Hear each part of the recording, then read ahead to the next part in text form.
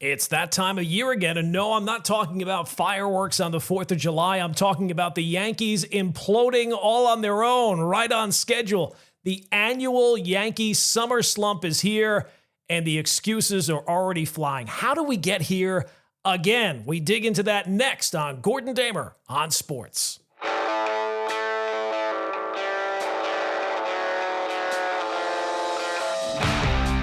All right, welcome in another edition, another episode of Gordon Damer on Sports, episode number 22. Lots to discuss on this edition, of course. Please, if you've not already done so, hit that subscribe button, download some episodes. It really does help out the podcast. Now, last episode, I spent some time talking about the issues with the New York Mets, and it seems like since then, maybe they've turned things around, at least some. Today, I figured we'd shift gears and focus on the other baseball team in New York, and that, of course, would be the Yankees, because even though they stopped the bleeding yesterday with that win in the final game of the Subway Series, the truth is the Yankees are facing some very real problems. And the thing about that organization is they are a very unique thing in sports. You see, the beauty of sports is supposed to be there are no reruns, right? Every game is a new challenge. Every season is its own story. But with the Yankees, it kind of feels like we're stuck in a rerun, one that we have seen before, season after season.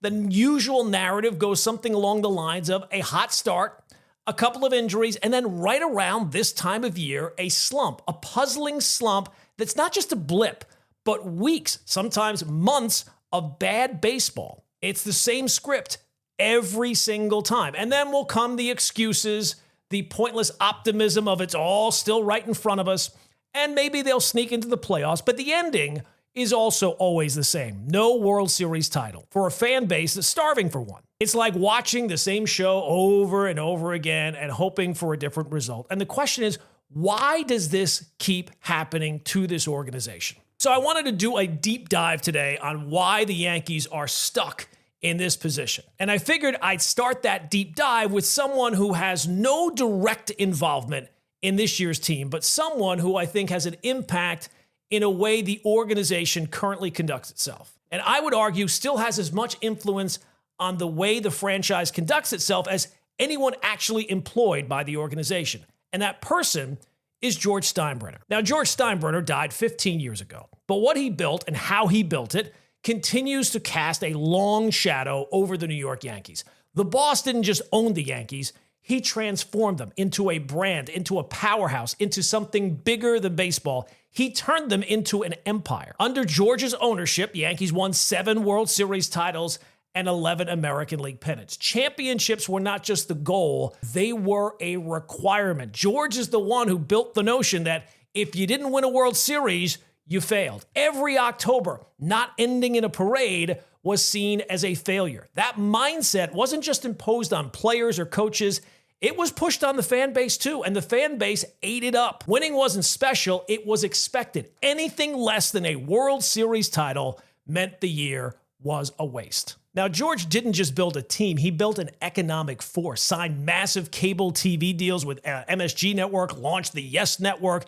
He ushered in an era where the Yankees weren't just a baseball team, they were a global brand. He realized that baseball wasn't just a game, it was entertainment and it was a big business.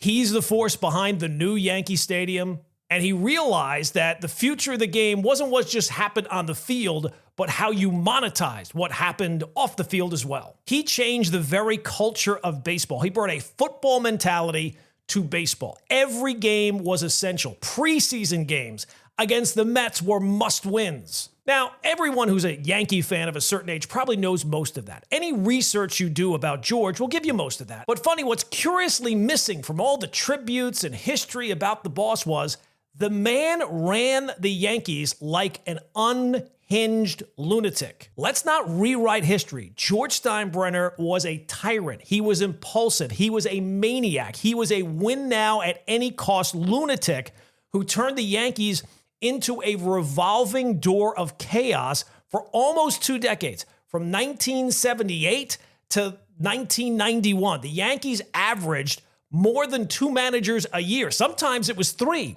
In 1980, the Yankees won 103 games. Their manager, Dick Howser, was fired.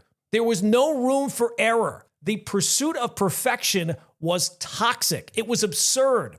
Every season, the same things. Pitching coaches fired, hitting coaches fired, GMs, managers, players, constant change, constant upheaval. What gets forgotten is that when George Steinbrenner got suspended for the second time from Major League Baseball in 1990, when that happened, Yankee Stadium cheered. Fans were ecstatic because the man had run the team into the ground. George Steinbrenner was the most hated man in New York sports, maybe in all of sports, and not just by opposing teams, by fans of his team. Yankee fans hated what George turned the organization into, the chaos he created. Now, of course, that second suspension was probably the best thing that ever happened to the Yankees because George finally got out of the way and Gene Michael came in and rebuilt the farm system, and you know the rest. But let's keep in mind that last Yankee dynasty, the one we hold up as the model of success, only happened because George got suspended. So you might be saying, okay, that's great, but what does that have to do with why the Yankees are where they are now? Well, I think everything. Because even though he's been gone for 15 years, George Steinbrenner's mindset, that championship or bust, win now, no excuses mentality,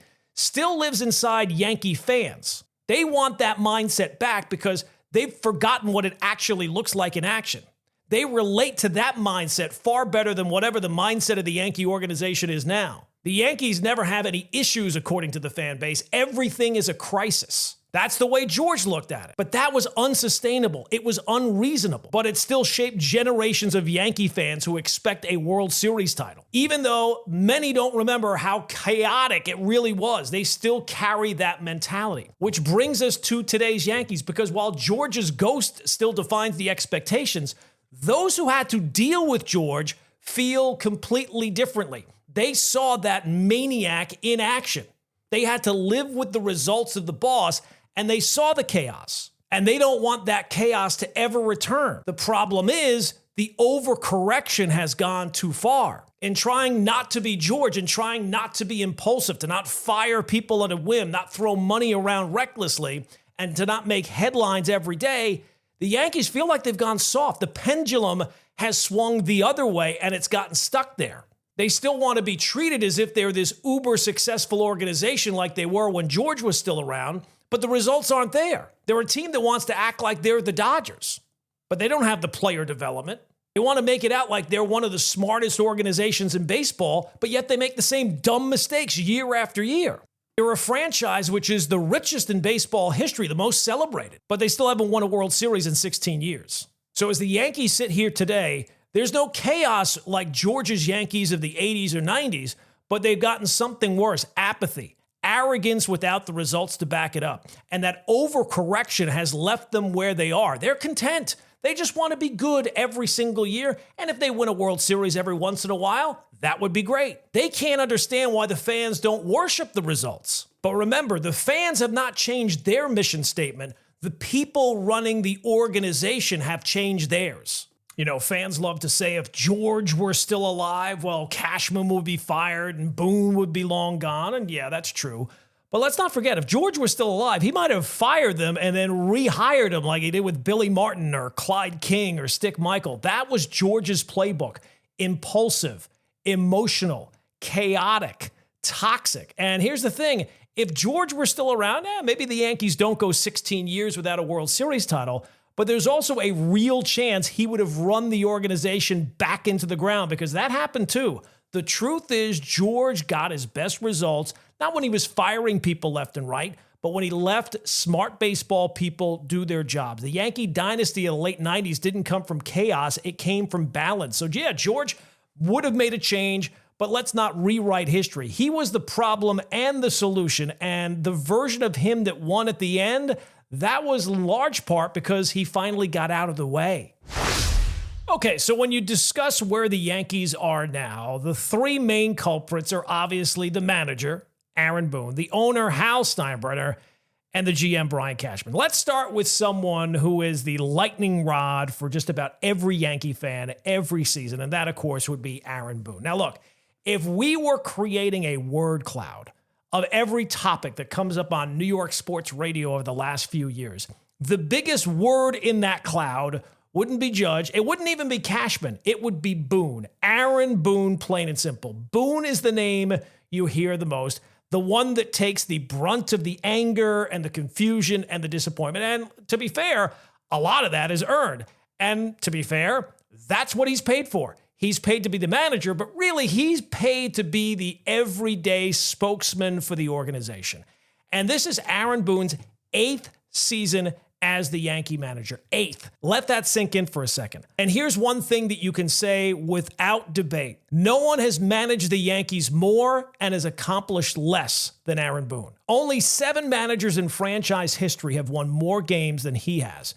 But no one in the history of the franchise has ever managed this long and not won a World Series title. Think about that. Think about the history of the New York Yankees. We're not talking about the Mariners or the Rockies. This is the Yankees, an organization that defines itself by championships.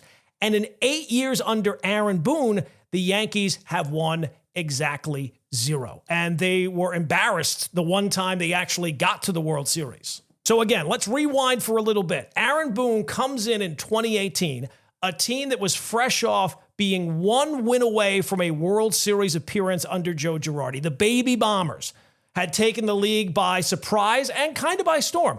Aaron Judge, Gary Sanchez, Luis Severino, Jordan Montgomery.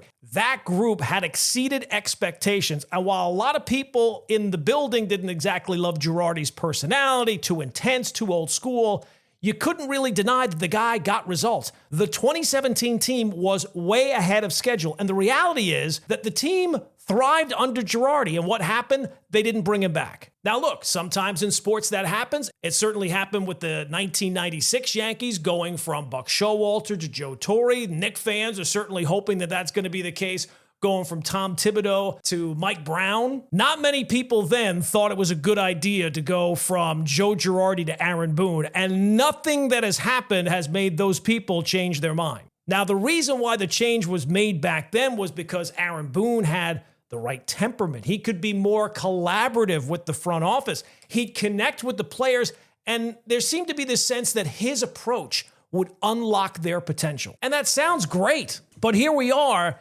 nearly a decade later, and the collaboration has produced a lot of excuses, and all those baby bombers outside of Aaron Judge are all playing somewhere else. One of the things that has driven me, and I think a lot of Yankee fans, crazy during this time has been the smug confidence, this attitude of, hey, we know what we're doing. Trust us. We're the experts here.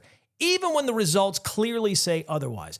The phrase I use more often than any other with this Yankee regime during the Aaron Boone years is often wrong, but never in doubt. That is the mantra for this organization. No matter what happens, no matter how many games they blow, no matter what October failure they have, it was always the right call. Calling on Nestor Cortez to try to get out Freddie Freeman? No, that was absolutely the right call. No regrets there.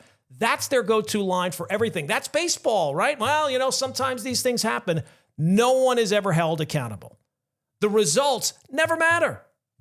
Another example of the delusional thinking within that organization is the idea now that the playoffs, they're just a crapshoot. Once you're in, anything can happen. So just focus on building for the regular season.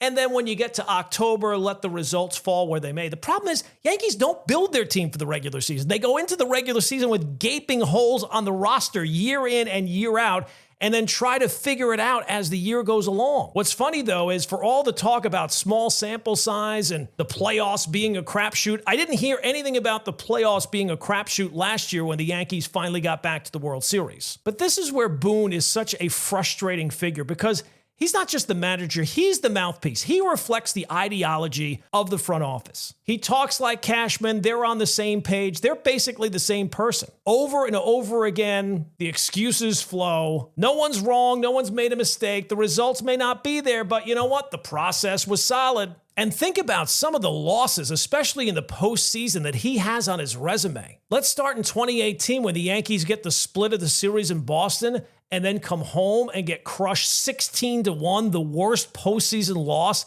in franchise history. How about in 2020, the opener game with Davy Garcia and Jay Happ, that whole thing, what a disaster that was as the Yankees try to outray the Rays and it blew up in their faces. I think the most embarrassing one was the ALCS in 2022 when they got swept by the Astros and Aaron Boone decided to use video of the 2004 ALCS collapse of the Yankees as motivation, the darkest moment in franchise history, that's what you're turning to. Of course, last year was pretty bad too. You finally make it to the World Series, and one of the most embarrassing defensive innings in baseball history. Sloppy, disorganized on the game's biggest stage. That's the Aaron Boone Yankees. And the mistakes just keep coming this year, playing guys out of position constantly, forcing mismatched lineups, overcorrecting from being too right-handed, now being too left-handed, keeping people and giving them playing time based on the fact of their contracts, rewarding underperformance with more at-bats, and then acting like it's bad luck when it doesn't work out. While the team is losing day in and day out, we're a team to be reckoned with. Boone actually said that a couple of weeks ago when they were in a complete tailspin. That has been the story of the Aaron Boone era. Swagger without the substance, confidence without consequence. Go back to last month. They went clinging to the top spot in the division, things falling apart, and when he was asked about the slide, we're really good. We think we're really good. After blowing an 8-game lead, after all the errors, after the lifeless performances and all the blown games, we think we're really good. Boone has had 8 years and yet still makes the same mistakes, the bullpen mistakes, the lineup mistakes, the defensive mistakes, year in and year out, and the same tired responses. Imagine if you had been able to tell the future 8 years ago when he got the job, and you had been able to tell Brian Cashman at that introductory press conference that in 8 years, the Yankees still would be without a World Series title. How do you think he would have reacted? Maybe he would have reacted with, well, that's just baseball. And look, I'm not saying Boone is the only problem, but he is a problem, a big one. And more importantly, he's a symptom. He reflects the identity crisis of the entire organization, where the results apparently don't matter. It's all about the process. We had a solid process, but the process results in the same thing year in and year out. Maybe the process is not as solid as you think it is. The Yankees are an organization that fears change. They'd rather keep Boone because he's calm and he's steady and he doesn't make waves. They don't want to risk shaking things up. They've convinced themselves that accountability is like this relic of the past. As long as the numbers say it should work, then eventually it will. You think about the missteps year in and year out, and think about all the turnover that every organization in sports basically has. 8 years and no World Series titles. And it's not just fans or media that point out the flaws in the Yankees' fundamentals. Opposing players called out their fundamentals. Joe Kelly and Chris Taylor of the Dodgers openly mocked the Yankees' defense and base running in last year's World Series. I'm sorry, that starts with Aaron Boone. So no, he's not the only problem, but he's a problem that's been allowed to fester for far too long. To me, last year was the final straw. It would have been one thing if Aaron Boone finally showed his worth when the team was in last year's World Series, but instead, it was just flat out embarrassing. Maybe their best chance to win the series was to win Game 1, and the decision to go with Nestor Cortes against Freddie Freeman, that one's been picked to death, of course. But you know what to me was almost as glaring? Game 5, biggest inning of the season. That was the disaster inning, the inning everyone is going to remember. Garrett Cole's on the mound. You can kind of see it unraveling in real time. He's rattled. The defense is falling apart behind him, and the momentum is shifting in that moment. So you'd think, hey, you know what? Maybe the manager goes out there and gives him a little bit of a breather, a quick visit, someone just to kind of slow things down in real time. Let him reset, calm things down. But what happened? Absolutely nothing. No one came out, no mound visit, no meeting, no timeout, nothing. They just let him sit out there and drown. And then when it's too late, the bullpen door opens up and the damage is done and the game is over and the season's over.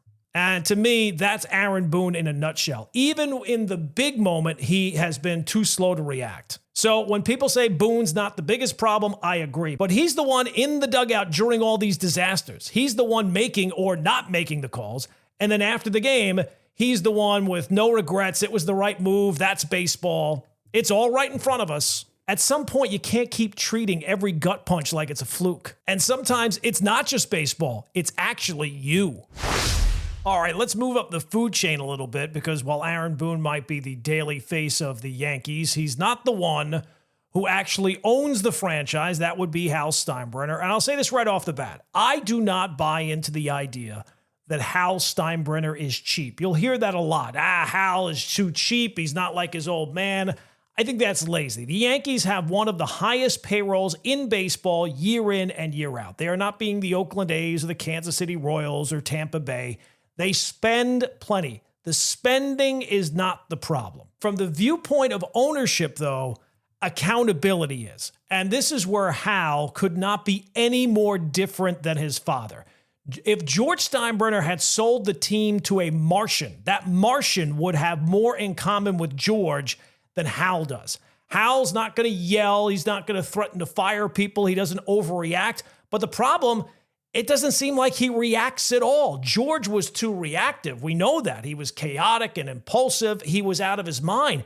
But there was a trade-off. You always knew that the results were all that mattered. You always knew that someone was going to be held accountable if the team fell short. With Hal, there's no urgency. There's no edge. Now, people will say that Hal really cares, maybe in his own way, but it's hard to see that after year in and year out failures at the highest levels. And you would think with him spending as much as he's spending, there has to be a payoff for him in terms of a championship if it matters to him at all. So when he says, we shouldn't have to spend $300 million to win a World Series, well, maybe that's true. You shouldn't, but you're letting Brian Cashman spend the money, so obviously you have to spend more than $300 million.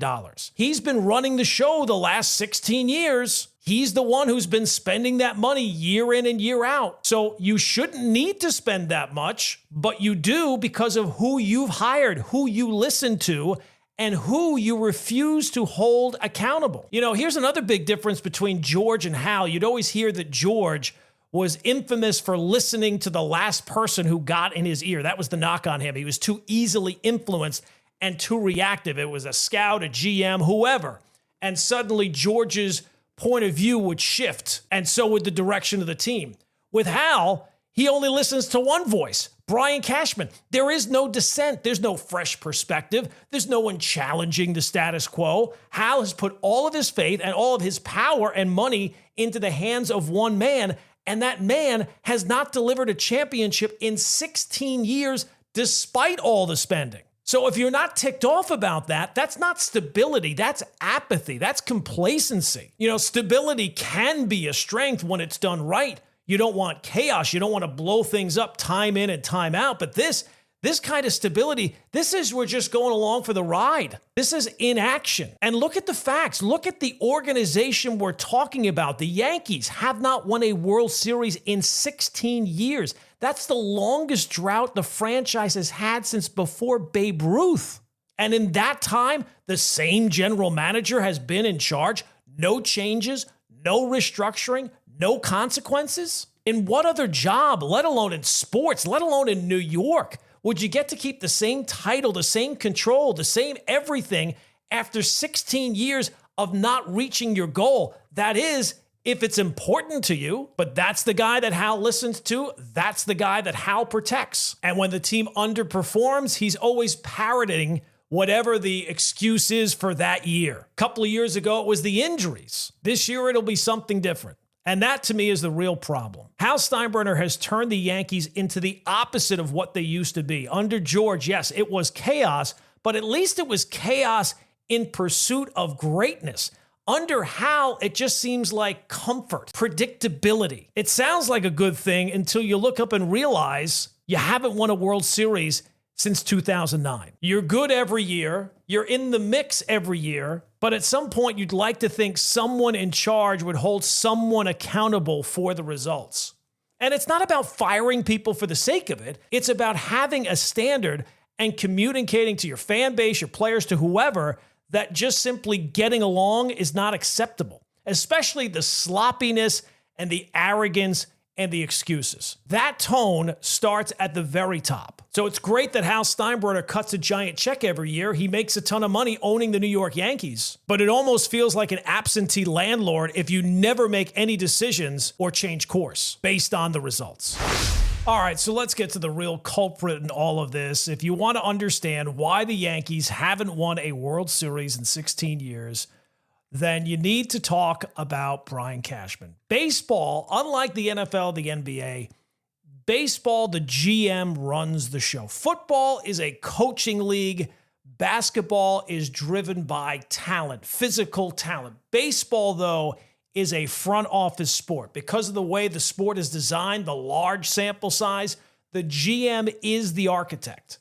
The GM is the architect, and the Yankees' flawed foundation is stamped with Brian Cashman's name. He has been at the helm for, 30 years now, and the truth is the Yankees are stuck because his vision doesn't work. Every offseason, we see the same pattern, a roster with glaring holes that's patched together with bargain basement pickups and other teams' cast-offs because Cashman has so much payroll tied up in bad contracts at the top of the payroll that there's not a lot of flexibility left. So he's looking to make little moves here and there on the margins. In baseball nowadays, your strength is in your depth. Every team has stars. But what is your glaring weakness? Can you cover up whatever that weakness is as good as possible? The Yankees have not done that in a very long time. They have glaring holes to start the season, major questions to start the season.